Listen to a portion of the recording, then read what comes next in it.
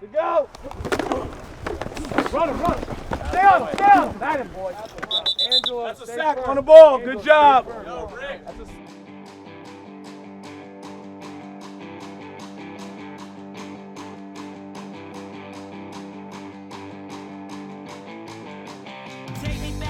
Take me back into another time when we were still in love, a different life. It's a different life. All right, folks, welcome to the Brothers Blitz podcast. Here. We back, baby. So's football. We are back. Things are going underway. All the stuff happening here.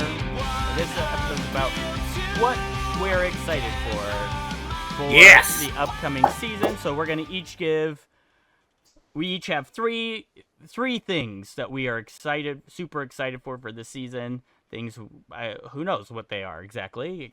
Mine kind of range a little bit here. And so we're just going to go through them.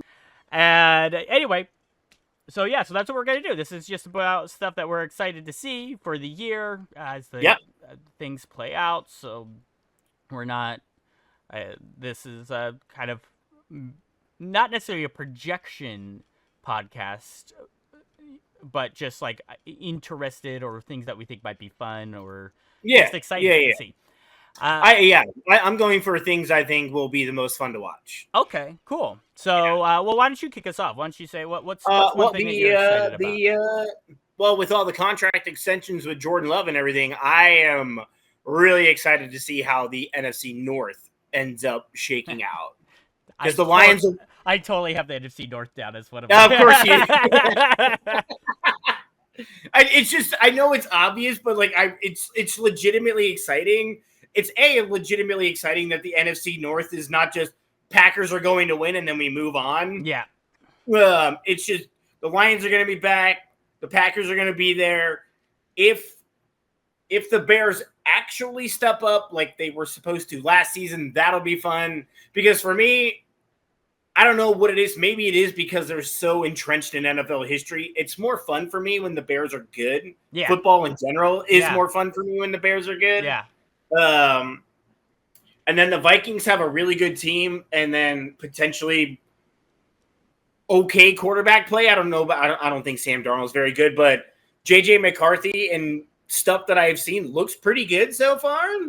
I mean, and he still has Justin Jefferson, Jordan Addison, and T.J. Hawkinson, right? So like, even if he's not great, he's got the weapons around him to make him look solid. So I'm excited to see how that division ultimately shakes out. Yeah. And I love chaos when it comes to that. So I am excited to see potential chaos of almost like the AFC North of last year, seeing 3 playoff teams. So I'm pretty excited about it too. And so here's the thing. It's kind of fascinating. Yeah. I mean, I feel like you feel pretty confident about penciling in the Vikings as 4th in the division. Not necessarily that they're bad, but you feel it's not that they will be 4th, but it's like if I'm penciling it in, if I'm like, what's my if best? Somebody's like, what is your gut instinct where the Vikings will finish? Yeah, probably last. And it just sort of makes sense. It's just like, look, you're on obviously a bridge quarterback, like that's obvious. It's not even like it's nothing against anything. It's just like that's what you're doing. Everybody knows that's what you're doing. You know that's what you're doing. The fans know that's what you're doing. Bridge quarterback. You're hoping JJ McCarthy. He's only like 21. Right. He's super green. So you're probably fine being like, that's fine. We'll have Sam Darnold. Hopefully he'll be solid. Maybe being in San Francisco for the year kind of got out some of the demons a little bit. Mm-hmm. He didn't have all the pressure. There's not really any pressure on him here either. And he's not going to somewhere that's so awful like Carolina. Right. I'm like, that's the thing. I was like, he went from the Jets and then he went to Carolina. I'm like, man, that guy's just bouncing. That dude just went back to awful organizations. Right. Yep. And just awful coaching. I mean, Matt Rule got fired in the middle of the season, when he was there, right? Was it? Wait, no, he wasn't there for Yeah, he was here for the Matt Rule. Yeah, it was the Matt Rule. Yeah, he was. the Matt Yeah, Rule yeah. year. That was So- that Baker Mayfield, Sam Darnold catastrophe. Yeah, exactly. So, didn't they have Cam Newton for a tiny amount too?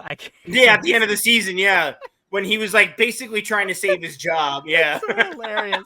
What poor Panthers fans. That's so awful. I know. Oh. And then their owner threw a drink on Right. Jaguars fans. Right. So for people to go, I mean, it's like, yeah, I mean, Sam Darnold obviously has you feel like if he was going to be good, you would have at least seen more over the time frame, even being in those horrible situations. But at the same time, it's like, well, maybe it was not horrible, but maybe he can be okay when he's not in a horrible situation. And the Vikings, I think, have a solid enough core where if he's okay, they'll be competitive. Yeah, and will they be Super Bowl contenders? Absolutely not. No. But competitive for sure. And he's going to have good coaching. It's going to be stable. Yeah, he's not going to have to deal with nonsense. Same thing like he didn't have to deal with the 49ers, but 49ers he knew was a backup gig. You know, that was the thing. It's like, but the appeal was backup gig. We also don't know what if Purdy's injury takes longer to heal. Maybe you play. You know, it ended up not having to happen, but it was a little bit of like, what if you have to play the first couple of games because what if it takes a little bit longer for the elbow to heal? You know, they didn't know that last year. So for him, it probably at least gave him a chance at starting, but at the very least, let's go somewhere solid. Let's go somewhere stable. I can rehabilitate. You know, and it kind of worked because then the Vikings. Yeah, I think so. Brought him on. So and I think for Sam Darnold too, like maybe I think it was a good decision of like, let me get my own mind straight too. Go to a backup role in a good situation, learn from even Brock Purdy, who's younger than me, but in a really good situation. This guy knows what he's doing. This I think is a great career move. Yeah, exactly. So that'll be, but yeah, the whole NFC North I'm interested because I'm also interested. I'm still very interested to see the Jordan Love. Like, was it just a really good 10 weeks? I'm interested to just see if it was a fluke. Yeah, was it a flash in the pan? It's happened. It's not unprecedented. I'm not saying it is, but it's possible. And also when you're in that good of a division, it's hard to. People seem to forget the Packers went 9-8. Okay, they did not. Now, of course, everybody thinks about how they destroyed the Cowboys and then almost beat the Niners, which is fair.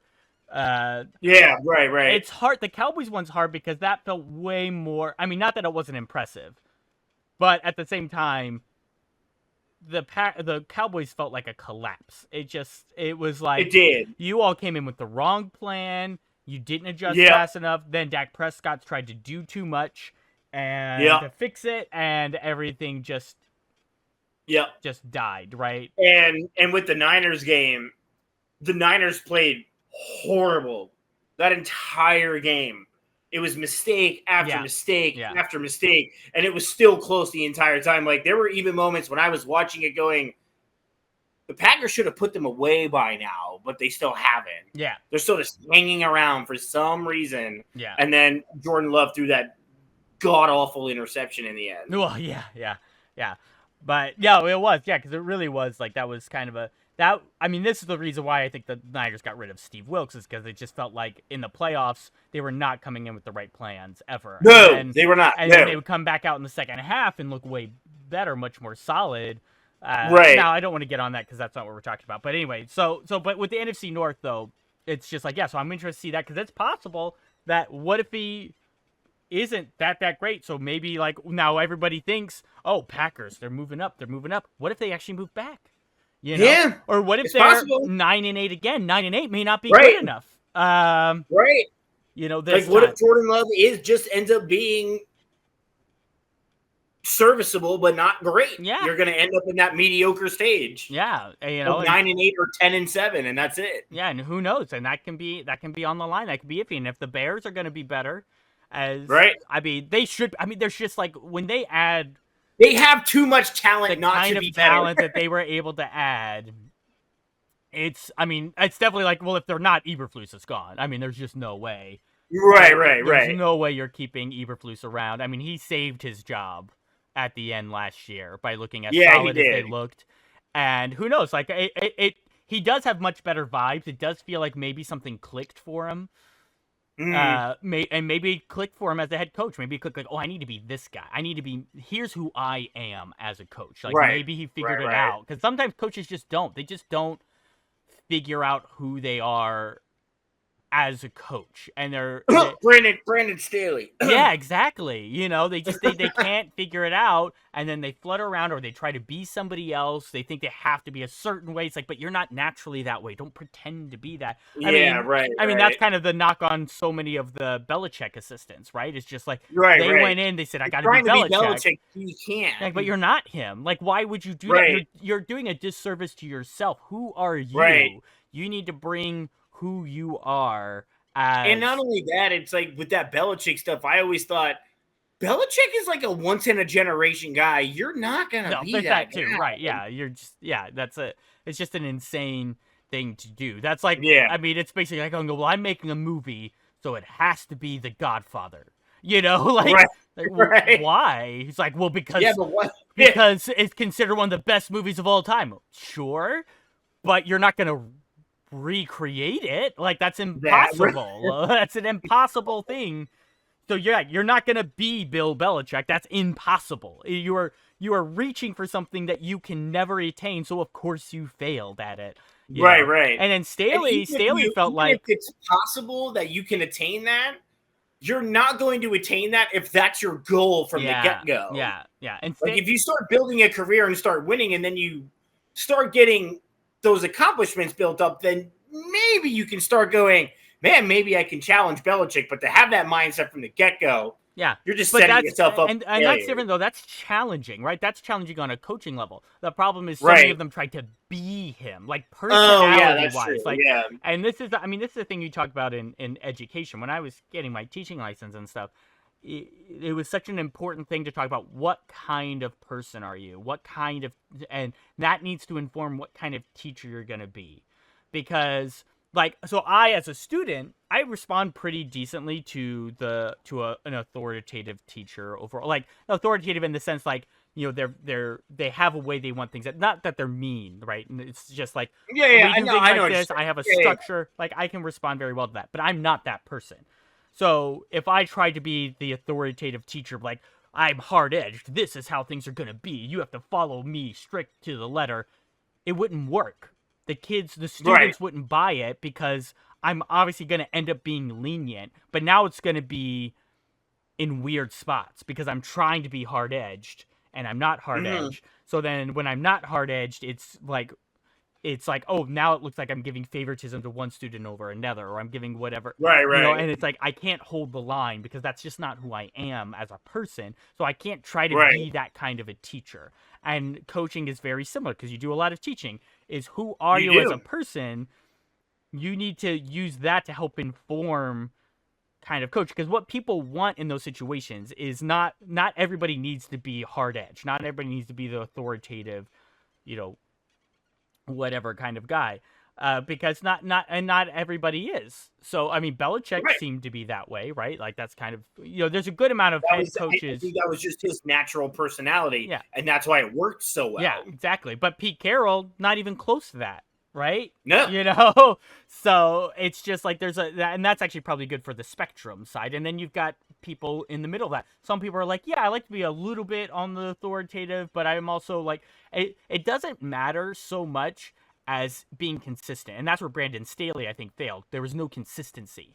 You never knew what you were going to get. So then the players don't know what they're going to get. So they don't know who to back. It's like you're trying to back more than one person, but it's the same person. Yeah, You know, and you're like, no, I defended it when you did this, but now you're not doing it anymore. Okay, but now we're going back to doing this. And now, you know, it's like you're jumping around. There's no consistency. Right. So, but anyway, with the NFC North side, it'll be, so we'll see if Eberflus has figured it out on that end. Like, maybe he's found his way to be consistent, and maybe it's speaking to the players. Either way, it'll be fascinating to watch. Yeah, that whole thing. I mean, what you got? I was gonna say. Well, I was gonna just real quick. I mean, obviously we'll do official picks later on when we get closer to the season.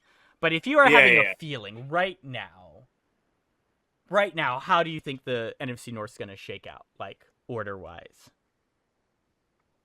Lions, Packers, Bears, Vikings. I think I'm switching Packers and Bears. I think I'm doing Lions. Bears. I've gone back and forth on that over the last few days myself. Now the Lions, I still think in the end, the Packers are, or rather, the Bears are still transitioning to a new quarterback still. So even if Caleb Williams is good and they figure some stuff out, the Packers still have like their entire team together that they had last year. There's not a change at quarterback again, like it is with the Bears. So even if the Bears are better and or good, I still think the Packers find their way on top. But the Lions are the clear team. Well, yeah, and the only way what I thought was gonna happen, and then I would have probably faded the Lions at least a little bit, as I thought Ben Johnson was gonna leave, right? I thought he was gonna get a head coaching job. Yeah. But since he didn't, you're just sort of like, why wouldn't they be the tops again? You know? Yeah. No, I was the same. The same thing. If Ben Johnson left, then there's some problems. Yeah, but there's at least concern. There's question. I mean, who knows? It doesn't mean that they wouldn't be top, but it's just sort of like, sure. I mean, that guy seems to be kind of a genius at this, so that can be hard to replace. Who knows? Dan Campbell's Campbell's been pretty surprising overall, I would say. He's shown himself to be a good coach. That guy. But and another guy, he's not authoritative. I mean, he's like loud, but he's a raw guy. He's an energy guy. Yeah. So yeah. Right.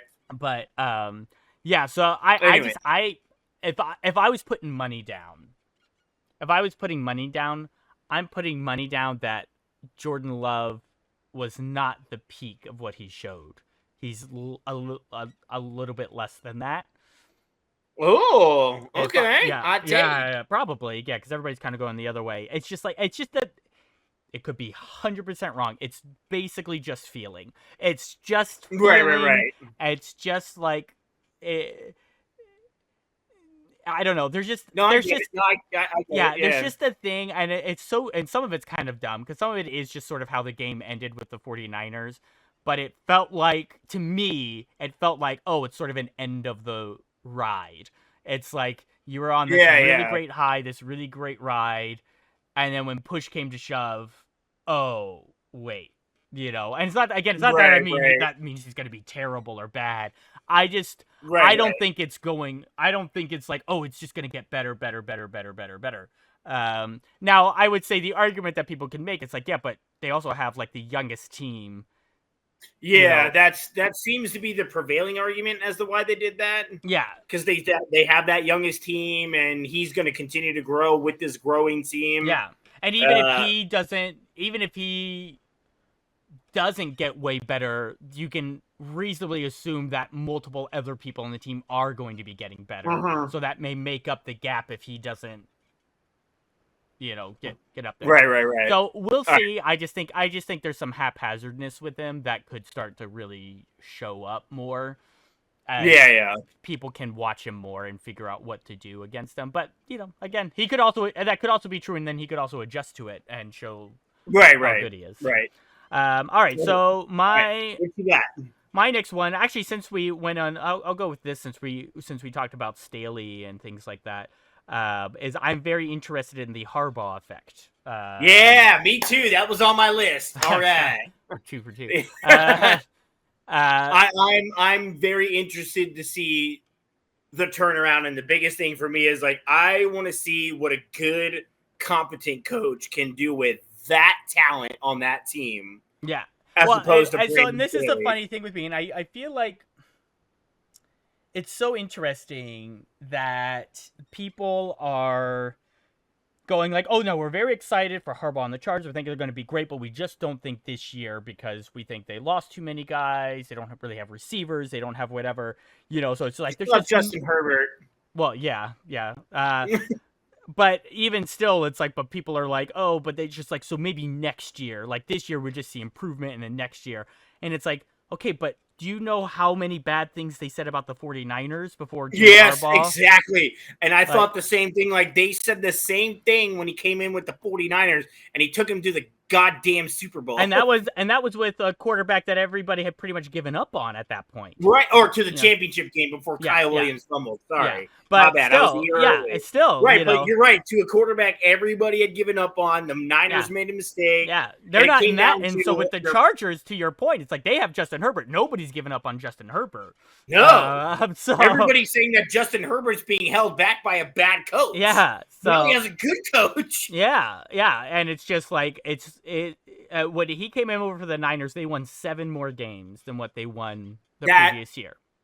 What a season. What a So ride it's just like, I don't know. I mean, like, I'm not going to pick them to win the division because they have the Chiefs there, but like playoff team, sure. Absolutely. You know? Yes. Yeah, because for me, it's like the AFC is still kind of a crapshoot. Minus like the Chiefs and the Ravens. It's still a crapshoot. Like, we don't know how Rodgers is going to respond. Josh Allen lost Stephon Diggs. Yeah. Is like, we don't know what, even though we already talked about Pittsburgh in the last episode, but we still don't know how that's going to play out. Are they going to regress and end up in that like 9-8? We don't know if Cleveland's going to repeat what they did because they only did what they did with Joe Flacco, who's now gone. And I don't think Deshaun Watson's the answer. Is Joe Burrow going to remain healthy? The AFC's kind of a crapshoot. So can I see the Chargers winning 11 games and like being a top wild card? 100%. And they're only I think what a lot of people would feel like is like your real competition in the division is Kansas City, but it's very possible. I mean, it's very possible that you could sweep the Raiders and sweep the Broncos and split with the Chiefs. You're 5-1 right there, right in the division. So like that's very doable. Now we'll see with the Raiders. I mean, you never know. I mean, the Raiders are the Raiders. Who knows? But still, it's like that's all so possible. And then it's like how you get out, and then obviously Jim Harbaugh just getting in there is going to be a much better coach team. It's going to be a much more solid team, and so it'll be exciting. I think the thing I'm excited about the most with the Chargers is not just the Harbaugh effect, but to like in terms of like guys feeling good about the team, but the Harbaugh effect of like seeing these guys play harder and faster and tougher. Yeah, that's kind of what I'm excited to see. Yeah. More than anything, of just like seeing this hard-nosed, we're gonna punch you in the mouth Chargers team. Yeah, I'm excited to see how that plays out. Yeah, so and I think because I think guys like a Harbaugh or like a Harbaugh or like a Tomlin or things like that, what you get with these kinds of coaches is you get such a strong floor because Right. You know that they know how to. Vrabel is like this too, where it's like they know how to coach the guys to be solid. Like they know what to do, they know when to do it. Like basically, even if like for me, I always thought, not to cut you off, but I always thought about it like all those guys you just mentioned. They know even with mediocre players how to get the absolute best out of those guys, and that's why they succeed. Yep, exactly. So I think so that way, and then you can kind of see at that point, okay, where do we need to get better, right? Mm-hmm. So like for the Steelers last year, it was mostly quarterback. They're like, well, it's just like everywhere else we're actually Steelers. It was 100% pretty solid, you know. Well, they had some cornerback issues too, but cornerback and quarterback. Oh, that's true. Yeah, Brandon Ayuk kind of tore him up in that first but still, game. Like it's like that's whatever. You still had a good defense though.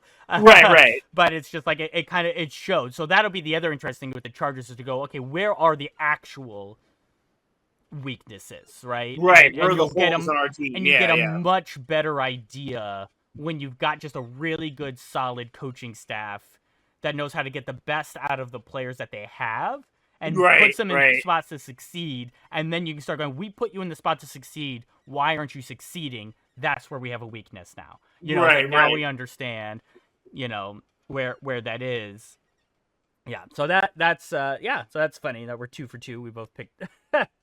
Yeah, we are. I think I feel like I've got some other options if we need more. So, I'm gonna go as weird as it sounds. I'm going to go with the AFC South. Oh, okay. Because with Anthony Richardson coming back, he looked good with the Colts. Sure. And I think they only got better. The CJ Stroud, I want to see what he does in year 2. And I want to see if there's like a fire under Trevor Lawrence's ass after how the season ended.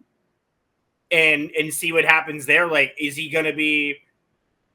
For me, it's like if he's the quarterback Jaguars fans want him to be, if I were him too, I'd come out guns blazing, pissed off about how the season ended. Yeah. And about even how I performed. Like, I was not great. I need to be better. Let's go fucking do this. Yeah. So I'm excited to see how that plays out. And, like, again, going back to the Jaguars, like, everybody fawning over the Texans at the end and all of that. If I'm the Jaguars, and again, that whole team, I'm going, you know what? No, fuck this. We're better than them. Let's go. And that's another one too, where it's like, what, the Texans won 10 games? They went 10-7. So again, it's not like it's like the teams that people get so excited about, and it's natural. I mean, because they were surprises, right? The Packers, the way the Packers performed. And let's be real, like CJ Stroud is really. Oh yeah, I mean, obviously, yeah. Like that's one where you just, I mean, it was just like right out of the gate. It was the whole year, like it just you could just see it or whatever. But but still, it's. Well, Benjamin Solak talks about this too, where he's like, progression's not always linear, right? So it's possible that Stroud is just as good, but also has some games that just don't work out, right? They has some moments that don't work out because it's still a learning process. Teams are going to adjust. They're going to start doing things. I think he'll be able to figure it out, but he may have a game or two here or there, or a little bit of a 3-game. I mean, you saw it with the Niners with like the Purdy thing. There was like a 3-game like slump in there, you know. That happened. Now the Niners have an overall much better roster, so they can withstand that. But if the Texans have like a 3-game slump like that, where Stroud's just not on it because people have made adjustments and he's trying to figure out what adjustments he needs to make. He doesn't. Yeah, right. He doesn't have the window that the Niners did. Yeah, so maybe because, especially with the Niners, like the NFC West wasn't particularly good even when they were skidding. Yeah. The Rams were starting to figure it out, but it was clear Seattle was regressing. Yeah. And the Cardinals were just bad. Yeah.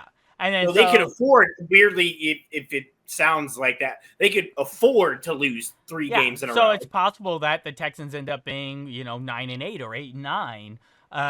Or something like that. And it's not that it's bad for the team. It's just like, it's just part of the process. Sometimes we're working it out. And everybody, like, what's exciting for me is that everybody's, because of the Jaguars collapse and how the Texans ended the season, everybody seemingly is already giving the division to the Texans. And and that's crazy. I just don't think it's going to be that easy. Yeah, because the Jaguars were really good for the first half of the year. Really the first 11 games. It was just the last 6 that they just when Trevor Lawrence fell on their face. He got hurt. He was still playing, but he was hurt. Right. Yeah, he was really hurt. I do think Doug Peterson really it's been talked about in a few of the shows and things like that, but it's just like people keep trying to understand. They're like, why does he keeps handing the play calling off to his assistant, and it's like the guy's clearly not good at it. It's like when you call it, things seem to work out pretty well. When you're not calling it and this guy's calling it, things go poorly. So it's like stop trying. It's like it's nice that you want to mold this guy and you want to try and help him. You think you can. It's like, but maybe he just doesn't have it. Like, it doesn't mean he's a bad offensive guy, but maybe he's just not an offensive play caller. That's a special skill. Or maybe he's just not ready yet. Yeah. Well, I don't know. He's been with Doug Peterson for a while, I think. Oh, yeah. Maybe he doesn't have it then. Yeah. Because a lot of the talk is that he's trying to like Andy Reid him, where he's trying to like, I want to help you get a coaching gig. I want to help mold you and like, have you be able to take this over. It's like, that's admirable, but it's not working. And you're putting your own job on the line now. It's like, don't sacrifice your job to try and get this guy a job.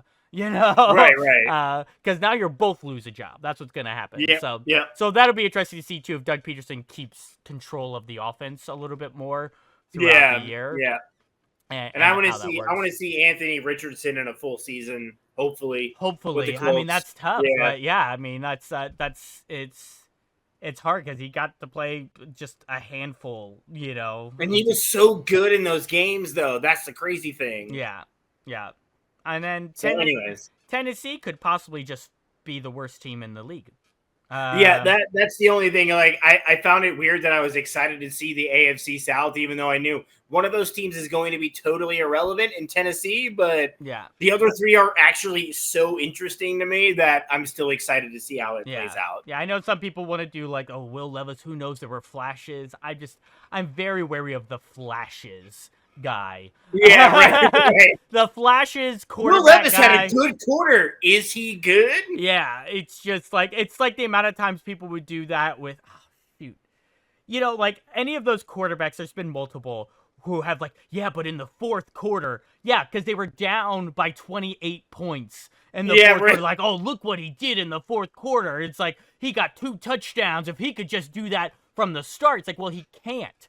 He can do it in the fourth quarter because he's down by 4 touchdowns and they don't care anymore. It's not that they don't care, but they're playing it. They're just backing off. When the defense tries, this guy can't succeed. Yeah, Sorry. So it's just like, it's a similar thing of just like, the flashes guy is just like, well, yeah, I mean, he's not an because sometimes we forget, if you're in the NFL, you're talented, right? You're more talented than anybody else trying to play football, more than likely. Right? Anybody who's trying to play it professionally, more than likely, right? It's just like, you're great.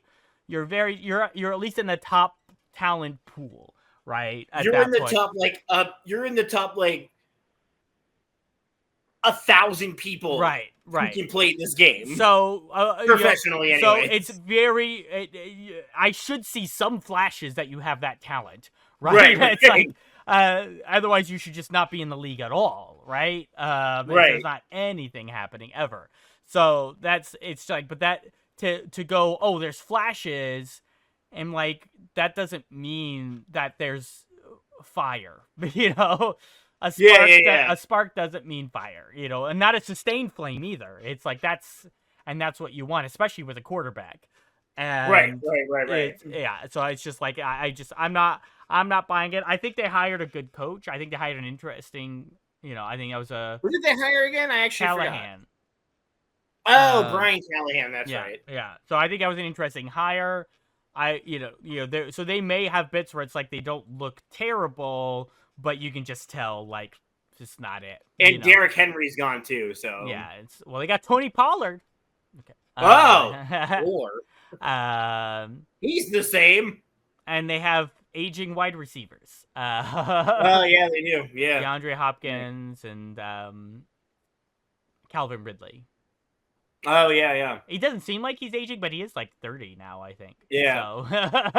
All right, what you got next? All right. I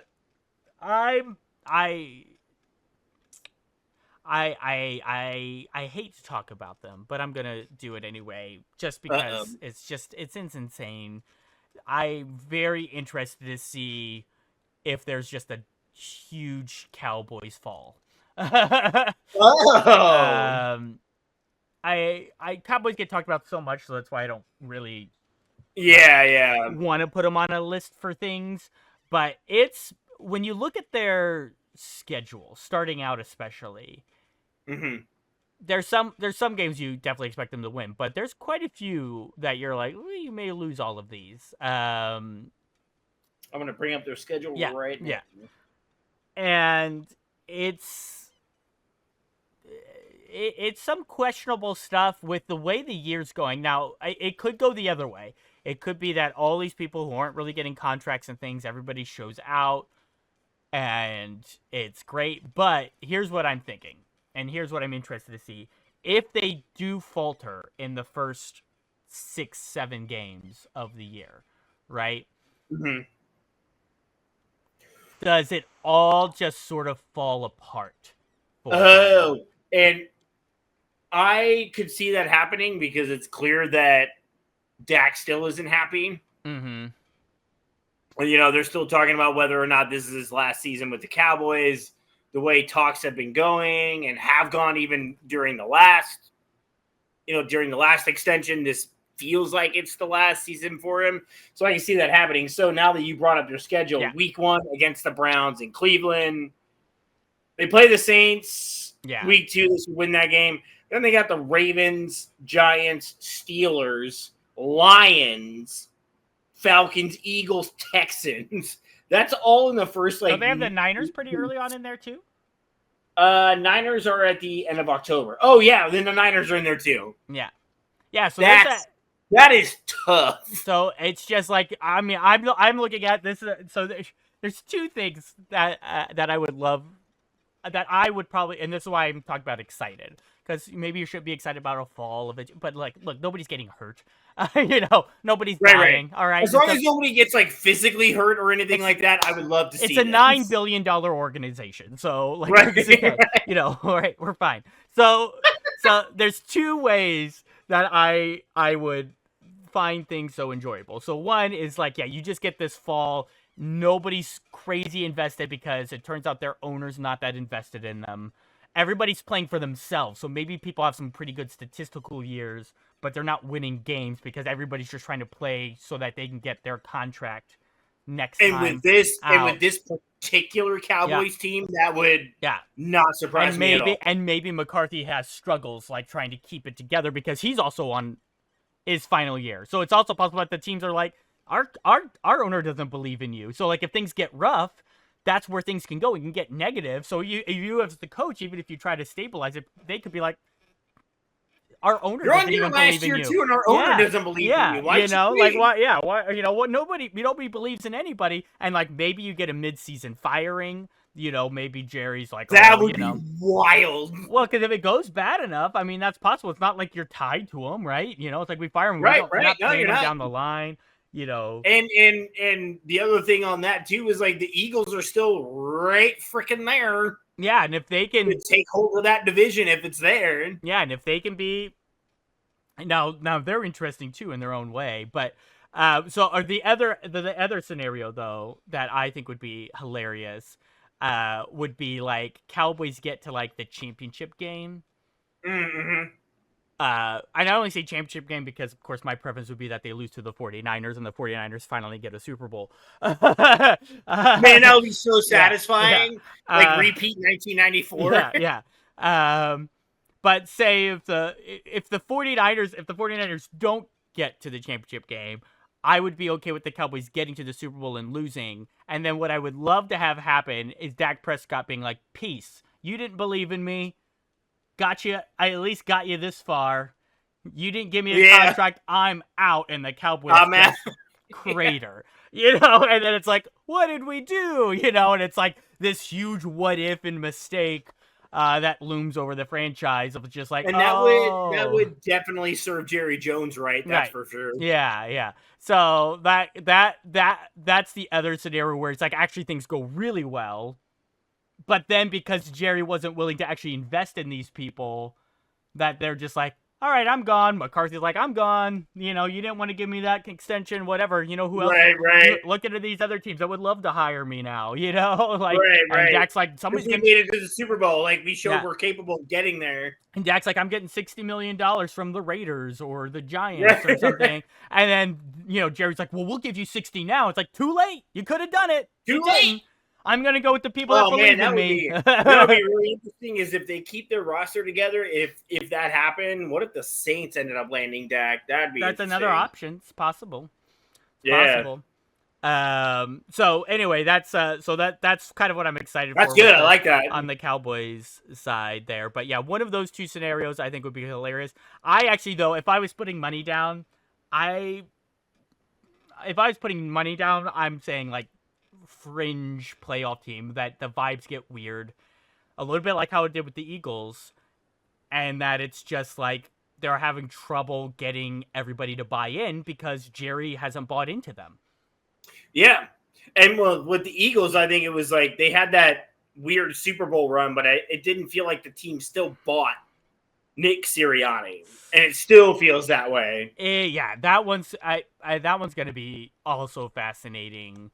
Because it's just like, and that could be the Cowboy savior though. Like if the Eagles can't figure it out, it's like they could get to 10 wins and win the division, maybe. Right. If the Eagles downslide continues like it did at the end of last year, 10 games could be all you need to win that division. If that happens, Sirianni's definitely getting fired mid-season. 100%. Yeah, because I just don't think the Eagles play around, and the fans get so They angry. don't. No, they don't. But if the collapse continues, and you're like, this is what the team's going to be, let's at least fire them, and let's just get some good vibes going. Right. I love the Josh McDaniels Raiders. Like, let's just get rid of them, and let's just get some good vibes going, so we can at least end the year and feel positive. All right. What do you got? Buccaneers. Oh, okay. I'm excited again. I know we talked about this at the beginning of last year because I was on the Baker train last year, but now that it's like for real his team, I am pumped to see where they go. Well, the only thing I'm concerned with them is losing their offensive coordinator. Okay. That's fair. Now, who knows? Or actually, I want to tie that into NFC South in general.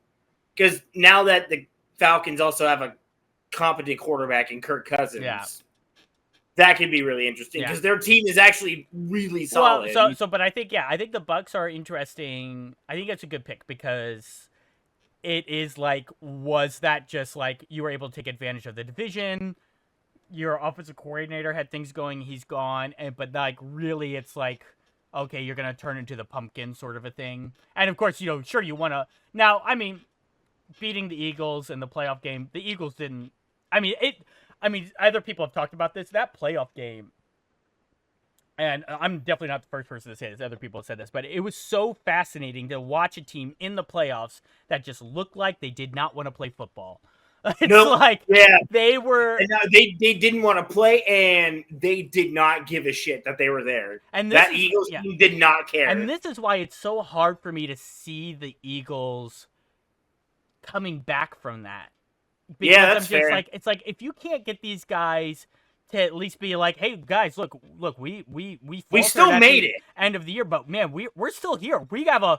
We're in the playoffs. We've got it. We're playing the Buccaneers. Like, we should be able, to win this game. It's just and then they got blown out, and they just look disinterested. It's just like that kind of a thing is so hard for the unsee and to unfeel of just like everybody just looked disinterested. But with the Bucs.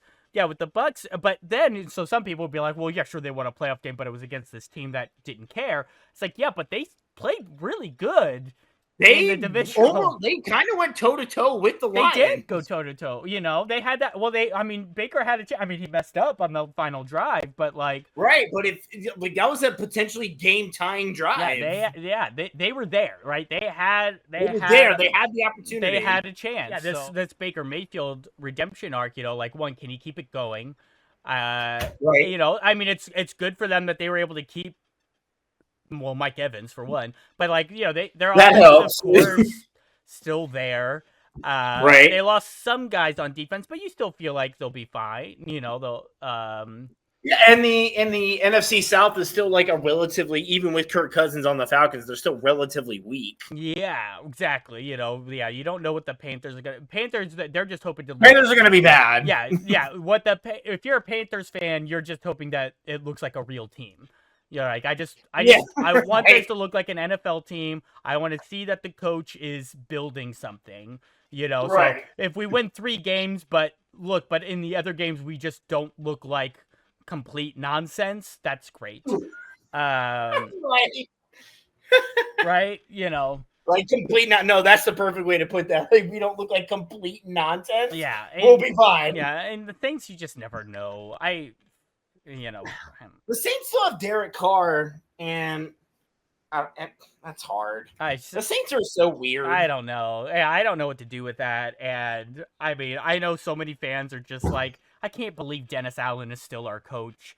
It's that too. I really think they could just use. I think they could use a new coaching staff. I think they need a new regime. I think they just need some fresh blood in there.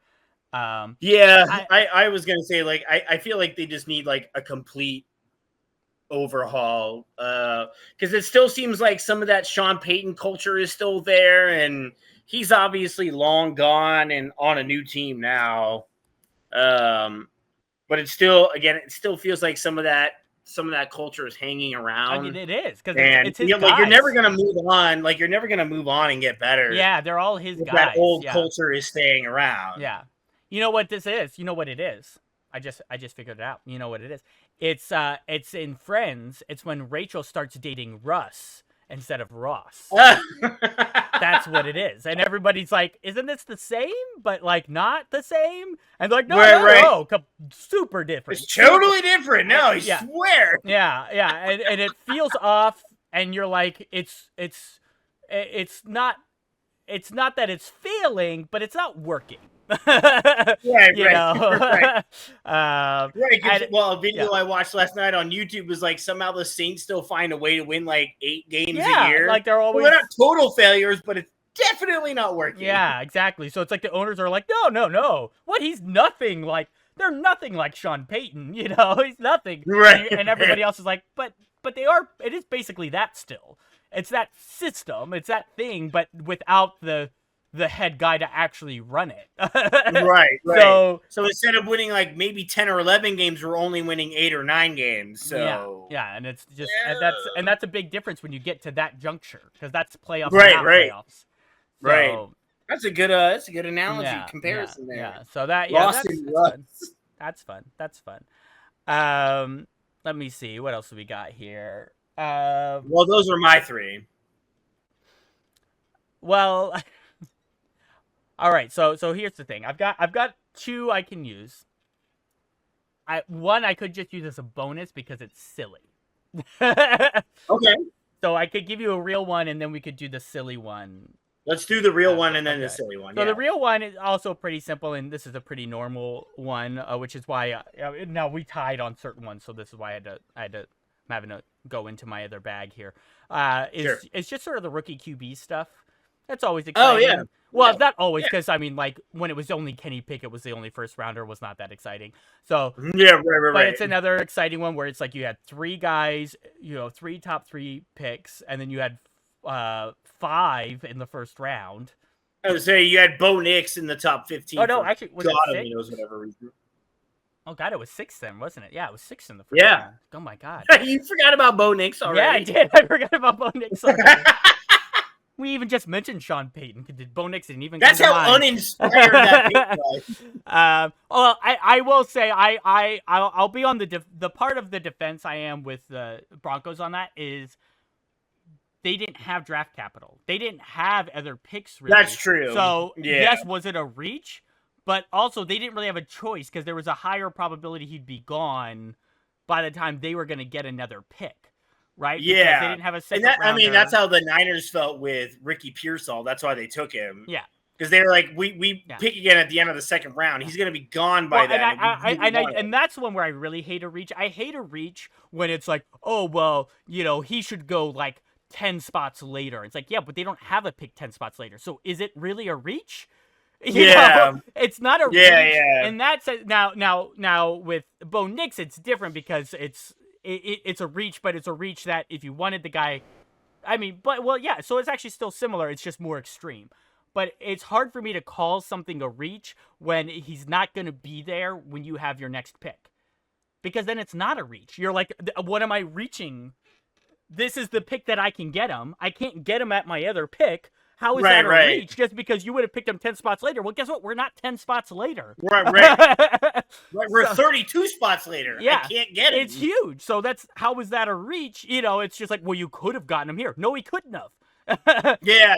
I never thought about it. We would have had to trade to get into that spot. So now I have to give up other draft capital to do that, and nobody wanted to trade with the Broncos to get into that spot in the first round because they were willing to trade back. Right. But nobody at that point, there isn't really anything. People were fine sitting and waiting. So it just they're waiting for Bo Nix to fall into the late second round. That doesn't mean I think it's going to work, but I'm just saying, like, if you wanted a quarterback, that's when you could pick one. Like that's that's what you had, and if nobody was going to trade, because that would have been the best move, right? And that's what everybody said. Like, oh, if they can trade back, either they got to find a weird way to trade up because they don't have a lot of draft capital. That would be weird to get the guy, or they got to trade back and do whatever. So and Bo Nix will be gone because what did they project him going, like early to mid second round? Yeah, when probably. The wouldn't have been there anymore. Yeah, he's probably going to be a second rounder. Even if he fell, he was probably going to be late second round, and they didn't have a second round pick. Right. And they didn't have a lot to give up to give people. No, because they gave up so much for Russell Wilson. Trade into the second round. Yeah, and they also had to give up stuff to get Sean Payton. So that too. I didn't even think about that. Yeah, so it's just like there's just like nothing, so that I look, so you're like, I get it. Is there too much hyperbole? Did Sean Payton use way too much hyperbole talking about Paxton Lynch? But he's probably going to start. I mean, yeah. So it's interesting. You're like, it's still interesting. I'm still curious to see what's going to happen because your other options are Jared Stidham and Zach Wilson. So right. Like, I'm guessing he's going to start. You don't, especially with a guy like that who's been in the league, who was in college for so long, because he's the same as Michael Penix. Isn't Bo Nix like 25 years old? Yeah, because both him and Michael Penix, they had an extra year because of the COVID year. That's right, because of COVID, yeah. They're both like 24, 25. So these are guys that should be able to come in. Well, I mean, that's since we're talking about the rookie QBs, that's also interesting because it's just like, what do you do with Michael Penix? Like with Michael Penix, you just gave Kirk Cousins $100 million. Yeah, how is that going to play out this year? If like how quickly, if it's looking rough for Kirk Cousins, like just because coming from off the ACL, right, being 36 or whatever years old, what's going to happen with if he? Because the thing is like. Let's say Kirk Cousins could get back to his regular form, but let's say it's possible he doesn't start off that way. What if he has 4 or 5 weeks, first 4 or 5 weeks, he's just not himself yet? But now normally they would just go, oh, we're going to wait it out. It's fine. We think he's going to get there. But now that you drafted a guy in the first round who should also theoretically be pretty much pro ready, as much as you can be. I mean, there's always a gap. But like as much as you can be because of the extra time he got to spend in college, if you have 4 or 5 games to start out the year and they don't look good, you start going, oh, maybe we should switch over. And again, maybe Kirk Cousins would end up being fine. Like maybe we just let him play the whole year, and it's just like, oh yeah, it just took him a bit to get his footing under him. I'm looking at the Falcons schedule right now. It is very possible Cousins looks bad. Now, while they're at home for a couple of these games, but in the first 5 weeks, they have the Steelers, Eagles, Chiefs, Saints, and Bucks. Ooh, yeah. Those are their first 5 games. Yeah, that's not good. That's tough. That's rough, yeah. Because even the Saints and Bucks, if you feel like that's a little bit easier, it's like, yeah, but those are division games. Like, those guys still know you better than anybody else. Yeah, and all, including you, were all in line to possibly win the division last year. Obviously, the Bucks won it, but they were all 3 there. So right. You're like, like their first easy game is week 6 when they play the Panthers. Yeah. That's their first. Like they in theory should win that game. Yeah. So it's just interesting. I mean, now who knows? Maybe Cousins comes out and he looks fine from the get-go, and it's not a big deal. But yeah, it's just like it just raises that question when you do that. Like, what if he looks bad and they go 1-4 in those first 5 games? That's what I mean. You think Falcons brass and fans aren't going to want to go, hey, we drafted this guy. Is it time? Yeah, and you make the argument of just like the injury was too much. He's not going to be able to come back. And again, maybe he could, but in a normal situation, if the Falcons just did this and did not draft quarterback in the first round, that's what you would be telling yourself. I think as a fan, you'd be like, okay, no, it's fine. We're having a rocky start, but he's coming off the injury. I think this is going to get better. But when you feel like you might have a better option, you don't necessarily give the guy the chance to get back. Maybe that's why they drafted him. Maybe they really were like drafting themselves in an insurance policy. Yeah. Well, Arthur Smith did. Not Arthur Smith. That was the coach. Wait. Yeah. What's the owner's name? Art Mooney, I think. No, Wait, no. That's not it. Is it Arthur Smith? I think it is. Yeah. Hang on, we're both dumb, internet. Arthur Blank. That's why it's confusing because There you go. There it is. Arthur Smith was the coach, so that's why it. There it is. That's why it's confusing. But his name's Arthur too. But it's Arthur Blank. But yeah, he was like, we know, coming out of Matt Ryan, we now understand what it's like to be in quarterback purgatory. Basically, we know how hard it can be to transition. We didn't want to not have a plan in place. So it sounds like they're not necessary, to me anyway, it sounds like they're not necessarily going like, oh, we're super concerned about Kirk. But on the same sense, it's like, yeah, but he is 36. So, right. Even if we get 2 good years out of him, maybe after 2 good years, we can go on to Michael Penix. Michael Penix, who'll still only be like 27. Yeah, right. So, and that's not unreasonable. And the one thing I will say on that, I still think it was kind of crazy what the Falcons did. But the other thing I'll say, because some people are like, what if? Because they'll be like, what if it's like 4 years and he's just like doing really well? Now Michael Penix doesn't get in until he's like close to 30. Yeah, because wasn't it 3 years and then an option for a 4th? Something, I don't know the exact terms anymore because it was so long ago and there's been so many contracts since then. But look, Steve Young started really late. That's not saying Michael Penix is Steve Young, but it's just like if you start a quarterback late but you get a good 8 years out of it and they're really good, who cares? Right. Yeah, like who cares? Yeah. Yeah. So Michael Penix, even if Michael Penix say comes in at 30 and you get 8 really good years out of it, you feel pretty good. Right. Especially if you're like Steve Young and you get a freaking Super Bowl in that side. Yeah, you feel really good about it. You feel great. So, I think there you at least have that argument on your side. I don't think he'll get started that late, but just I think it's possible. It kind of sucks for Penix. The Penix is actually I feel worse for because I'm like, you should be pro ready, and now you don't know what's going to happen with you. Now you're just kind of right.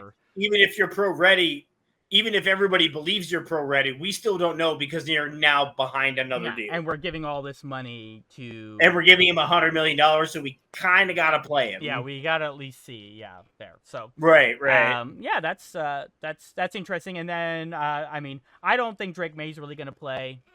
No, I don't think so either. I think he'll... Yeah, if anything, he'll play in like blowout games, maybe. Okay. Okay. Blow out the other way. I was like, when are blow out the other way. Yeah, when are the Patriots blowing out somebody? But no, the other. New England's not going to blow out anybody. Yeah. No. That may be hard. They may not be in many blowout games though, just because if their that's true because their defense is still really good, and Gerard Mayo took over, who was already a really good defensive coach. So but yeah, or maybe they do the thing where it's like. It gets to the end of the year and they give them the last 2-3 games. Maybe. Just be like, obviously we're not playing for anything. Jacoby, thanks for coming in. You did a great job holding down the fort.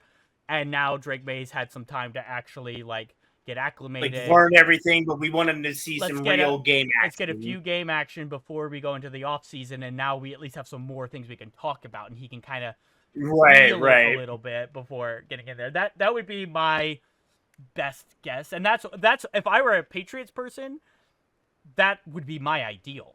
Honestly, it would be that that's fair. The Patriots don't look bad. They're competitive, not winning a bunch of games because I'd rather get a higher draft pick. Right, maybe win like 4 games, maybe 5 at most. Basically similar to what Arizona looked like for most of the year. Where it was like last year, games were solid. It looks like the coaching staff, and I was surprised. I did not think the coaching staff was going to be... I did not think Rich Gannon was going to keep that team together. Right? It's just like, no, you kept it solid. They were competing, playing hard, but we're losing. Great. So we get the high draft pick. So, of course, for the Arizona, it's like, great. So we get Marvin Harrison Jr. Now we got Marvin Harrison Jr. Sweet. And now we'll see what we could do this year now with Kyler healthy from the get-go and all of that. And then, but anyway, so if I'm a Patriots fan, even if I'm the coach, if I'm Robert Kraft, that's kind of what I'm looking for. It's like, I just want us to look competitive. I want us to play hard. And then at the end of the year, we can give Drake May a look. give him a couple games at the end so he can get some of that under his belt, and he should be able to take over in year 2. And we can get him some more help with a good draft pick in the next draft, and if they can finally draft a wide receiver, maybe. And we can kind of go from there. And that, for me, that's the ideal. So I think Drake May, probably not much. I have no idea what to expect from the Commanders. I know a couple Commanders fans at work, and they keep saying the same thing. Like, they're excited. Like, could they even compete for a playoff spot? And my argument to them over the entire, since the draft to now, is with what offensive line? Your team did not address that at all. Yeah, you got nothing. There's their path. If you want to, it's very narrow. But if they had a path, their path basically includes Jaden Daniels being C.J. Stroud, right? Yeah, right. It includes that, and then it includes both the Eagles continuing their downfall, and then the Cowboys doing basically my first scenario. Right. Just like everything, they have a rough beginning to the year because they have some hard games, and everybody stops buying in, and everybody just plays for themselves, and so both of them falter, and Jaden Daniels looks like an amazing talent that he's overcoming the offensive line problem. Yeah. And Terry McLaurin is like, thank God I have somebody to throw me the ball. Right. Right. Look, I mean, I will give Jaden Daniels credit. He's obviously way more mobile than Sam Howell ever was, and even Taylor Heineke. Like, that dude can at least run away from pressure and make plays with his legs. But I also just don't like the Dan Quinn hire. It's uninspiring. It was their, it was who they settled on because they really wanted Ben Johnson. Everybody knows it. Yep. It's not a secret. They act like it's. No, that's not it. It's like everybody knows. We all know. You wanted Ben Johnson. It's fine. Yeah, and not only that, like, Dan Quinn didn't even necessarily want to leave Dallas. You just gave him almost too good of an offer that he couldn't refuse it, so he took it. Yeah, I mean, he got to be the head coach. Right. Maybe he was worried with that. You gave him loads of money. If I was Dan Quinn, I wouldn't have done it, honestly, but. I wouldn't have either. If I were him, I'd have stayed in Dallas. I would have stayed in Dallas. Because I felt like I would have had a better shot at getting a ring in Dallas than I did in Washington. That, and then maybe a better coaching opportunity. Yeah, that too. So maybe even the Dallas job. Because we know Mike McCarthy's not going to last. Yeah, maybe even the Dallas job could have been on the table for him. So, that's what I always thought. That's why it was shocking to me when he took the Washington position. Like, dude, you do know Mike McCarthy's not fit for this world, I'm right? Not sold. I mean, I'm not sold on Dan Quinn as being like a great head coach. I don't think he's awful, but I just don't know if it's there. I mean, it's hard. It's hard for somebody like Dan Quinn. It's hard to get over. It's hard to get over that 28-3 thing. Like, it really is. Unless you end up winning it all as a head coach.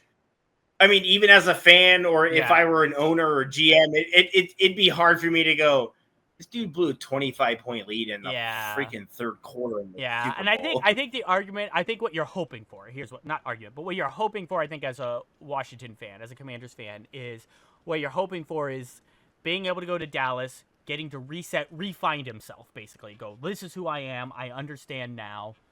Things got too crazy in Atlanta, right? Having that big collapse. Then I lost Kyle Shanahan, and then I couldn't recover. Like, none of us could recover from it. It's like, to go back, restart. Now again, it's like I re-understand who I am. I'm gonna lean into who I am, and go from there. But because he's a defensive guy by nature, and he built a great defense in Dallas. So we'll see. We'll see. But I don't have a lot of faith. I think it's very narrow chance for them. But I mean, we'll see what Jaden Daniels is like, though. I mean, I'm still at least curious because you're always, whenever you got a new quarterback drafted that high, you're always curious. Like, what are you going to be like? Are you going to be, And then of course you got the Caleb Williams side. Is the last quarterback we haven't talked about. Right. So, and it would be fun too. Like, going with Caleb Williams and Jaden Daniels, it'd be kind of cool if, like, the Bears and Commanders made some noise. That'd be cool. It's different. Yeah. Yeah. Hasn't happened in a while. Yeah, and I mean, That'd be fun. and as much as I've grown up not liking the Washington team, I feel so bad for those fans because they had Dan Snyder for so long. It'd be really nice Right. for them to at least have That for something me, well, positive. I thought about that. I thought about that recently. Yeah. And was like, did I not like Washington as a team, or did I just hate Dan Schneider that much? I think I just hated Dan Schneider right. that much. Well, and I think growing up in Virginia, you're kind of close to it, so you hear a lot about the Commander. Well, I mean, of course, they weren't the Commanders before, but about Washington, so it's like you just, if you already don't like the team and then you have to deal with hearing them, you see them on TV all the time, that's true. you just don't like them more. But you're like, but those fans gone through the ringer. Like, well, I can't even hate you now because you deserve something. Yeah, and to their credit, like they're all, at least all the ones I've come across, they're pretty legit fans. They've been through. Well, that's the thing. You have to be. I mean, God. Yeah. I mean, you're like. And even the ones who are like, I've come across some who were like, I was a Washington fan for so long, and like the longer Dan Schneider was there, the more I hated just rooting for football. And I was like, that's fair. Yeah. Fair. And that sucks. That sucks. It does. Like a single person literally drove your love of the game right out of you because he was that bad. Yeah. Yeah. And so I just, it'll be exciting to see if the Bears finally have a quarterback. Yeah, that'd be fun. That would be great. I'm gonna feel bad for Caleb if he struggles a little bit at the start, because Caleb, I feel like, has a real possibility of having the Peyton Manning rookie year. Uber talented, uber smart, and just tries to do way too much first year. Because the and also like there. That and we've mentioned before, it's also just really hard. Yeah. To jump from college to the NFL, especially as a quarterback. Yeah, right. And it's just like there's so much expectation. They got you all these great weapons. Right. I mean, because it's not like Peyton didn't have. I mean, Peyton had some great. I mean, he had Marshall Faulk then when he came in first year. Marvin Harrison was already there. Yeah, so it's not like he was down in the dumps either. And yeah, it was. So he definitely has that. So that's where I wish teams and fans and even the media in general would have more patience with rookie quarterbacks, because we used to have to. And then we see a CJ Stroud and go, like, if you're actually thinking about it, you're going, hey, what CJ Stroud did is not normal. Yeah. He's the very rare exception. Most rookie quarterbacks who even become Hall of Famers struggle. I mean, even Brady in his first year as a starter, in his second year in the league, still only had not great stats. No. They weren't great for his first couple of years as a full-time starter. He just happened to win Super Bowls behind historically great defenses. So I think still became Tom Brady. I think likeliest scenario for Williams is that he looks good, right? Is like he looks solid. Bears then maybe make the playoffs because they won 7 games and their defense was looking way better last year. So if he can come in and be solid at the end of the year, yeah, if he can be solid and they have more offensive weapons now than they have before, then he looks good. And then some people will complain, be like, oh, I thought he was this generational talent, but he's only like 15th in the league and all of these things or whatever. And it's like, okay, yeah, but it's his first year. He's a rookie dipshit. Yeah, exactly. So I think that's probably the most likely. Is just like he comes in, he looks solid. You go, yep, this is gonna be the guy. He's gonna get better. We feel really good about it. And maybe you get a playoff appearance and you see what happens then. But kind of like when Trevor Lawrence in his second year, which was really kind of his rookie year because his rookie year was so insane. Urban Meyer. It's like, oh, he figured it out. They got to the playoffs. He looked bad and then looked really good. And then last year looked really good, got injured, and then things went downhill. But I'm not ready to give up on Trevor Lawrence either. But no, neither am I. Neither am I. So yeah, I think that's the most likely scenario. Of course, yeah, is that possible? He just comes in and he just comes out firing and he looks amazing. Sure, that's also possible. Sure. But most likely, what you're hoping for and what probably coaches are usually looking for is just like, can we get you to be consistent?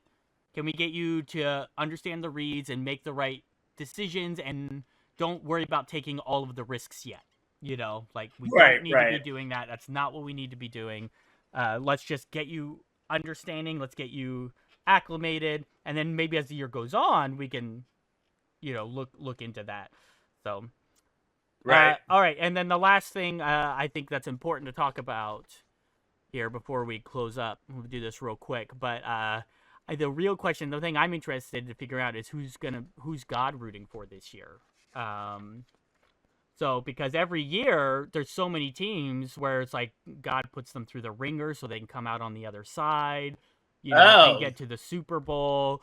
And I just think it's really fascinating. It happened apparently to the Chiefs last year. That's what some of the players were saying. So, who do we think God's backing? Who's he putting his money on? Probably the Jets then. The Jets, okay, yeah. He put up, right, he gave them all the struggles last year, like, hey, you guys got too excited. He gave them all the hope. Yeah. Well, he gave them all the hope, and he took it away when he took down Aaron Rodgers.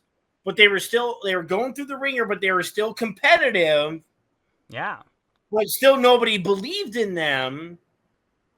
And they were just continuously being shit on the entire year. So maybe they're due. Okay, because it's always. I mean, I'm always curious because apparently it's multiple teams, so I'm always wondering like, how does that work? It's like. Oh well, then the Browns are also on that so list. I just don't understand. So I'm not really. I mean, I guess I can't understand the will there. So, but yeah, so it'll just be interesting to see which team's God's favorite this year. That was my silly one. Okay.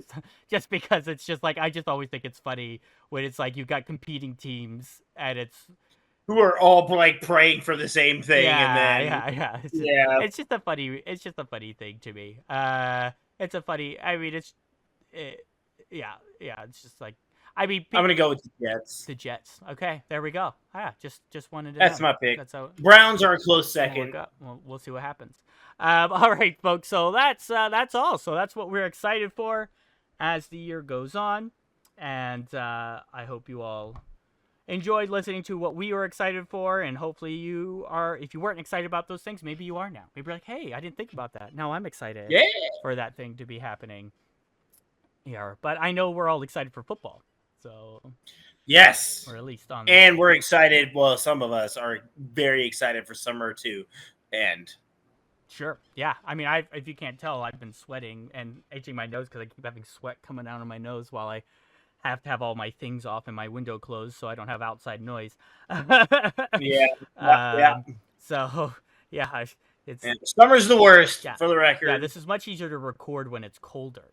For sure. Much easier. But thanks you all for listening. And you can check out previous episodes if you haven't already, and stay tuned, subscribe, or things like that, so you can get notices. Since we can sometimes be a little haphazard, maybe that may be fixed soon. But since sometimes we are, we're gonna try to be consistent. If you subscribe and follow, then you get notifications when things go up, so then you don't have to come back and continuously check there. So you can subscribe, YouTube, follow us on Spotify, and thanks so much, folks. And hey, have a great training camp.